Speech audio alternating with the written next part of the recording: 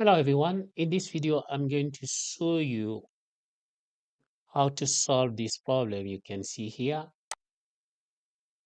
the message you submit was too long.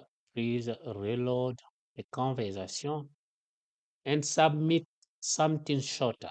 So this is from ChatGPT, okay?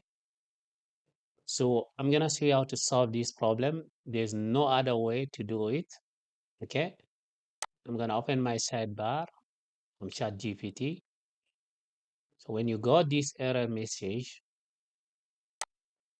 so this was the code I copy. I'm gonna copy it again, minimize, and now I'm gonna go to new chat.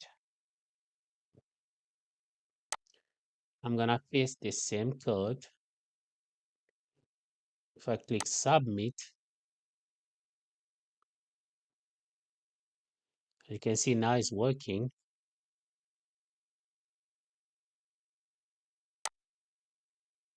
As you can see,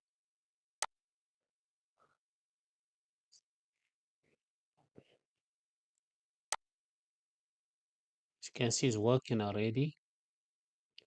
You can stop it.